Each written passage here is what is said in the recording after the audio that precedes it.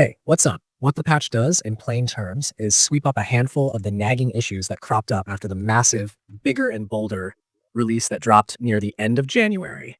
That bigger release added a ton of new systems and crossover content. Follow-up fixes were always going to be part of the plan. So let me walk you through what really matters here. This console patch focuses heavily on stability and performance, the exact sort of fixes that don't look exciting on the surface, but absolutely change how the game feels once you're a few hours deep into a session. The notes that have been circulating all point to general stability, fixes, and gameplay performance improvements, along with a batch of smaller tweaks and bug fixes that help smooth out multiplayer and reduce random crashes. If you play on large worlds, host sessions for friends, or just like pushing the game to its limits with builds, summons, and effects everywhere, those under-the-hood changes can be a big deal. Less stuttering, fewer disconnects, and fewer moments where the game just freezes at the worst possible time. To give this some context for anyone who might not have followed everything closely, the bigger and bolder update was huge. It didn't just add a couple of items or enemies, it reworked systems people use constantly.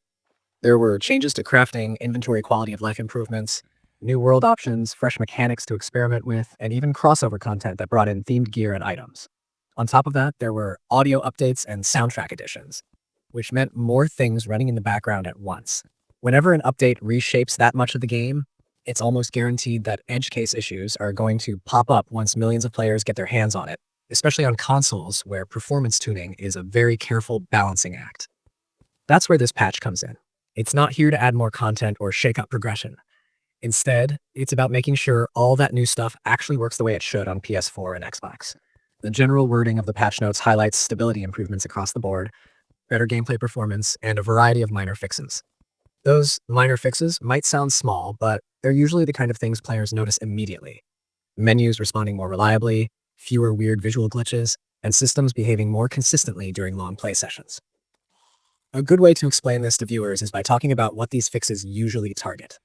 Think about rare crashes when loading into multiplayer worlds, frame drops during intense boss fights with lots of projectiles and minions on screen, or strange interface hiccups when using the newer crafting and inventory features. Those are exactly the kinds of problems that tend to show up after a big systems update. And they're also the first things developers try to clean up once they see real player data coming in. Even if the patch notes don't spell out every single fix in detail, the overall goal is pretty clear. Make the console experience more reliable and less frustrating. Multiplayer players, in particular, benefit from patches like this. Terraria is at its best when you're exploring, building, and fighting bosses with friends, but multiplayer is also where bugs tend to show themselves the fastest. Small synchronization issues, unexpected disconnects, or world desync problems can ruin a session pretty quickly. Stability-focused updates are often aimed at tightening those systems up, making co-op sessions feel smoother and more predictable. It's also worth pointing out that this kind of patch is very common after a large update. The developers roll out the big content drop, listen closely to feedback, monitor crash reports and performance data, and then push a follow-up build that quietly fixes the most common pain points. That's exactly what this update feels like.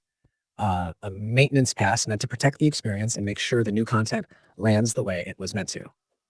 Some players might be wondering why there isn't a massive itemized changelog attached to this patch. That happens sometimes with console updates, especially when the changes are primarily technical. Instead of listing dozens of very specific fixes that don't mean much outside of development, the notes focus on the broader categories: stability, performance, and minor adjustments. From a player's perspective, the proof is in how the game feels after installing the update, rather than in reading a long list of internal fixes. If you want to make this really relatable in a video, talk about the difference players might actually notice. Boss fights that feel a bit smoother, fewer sudden slowdowns when lots of enemies spawn, and a more reliable experience when loading into big worlds or heavily built bases. Even something as simple as the game recovering more gracefully instead of crashing outright can make a big difference, especially on longer sessions. Another thing to keep in mind is that updates like this don't usually mark the end of support. Terraria has a long history of post-update tweaks and hot fixes, and the community is very active about reporting bugs and sharing workarounds. This patch feels like the first step in that cleanup phase after bigger and bolder, not the last one.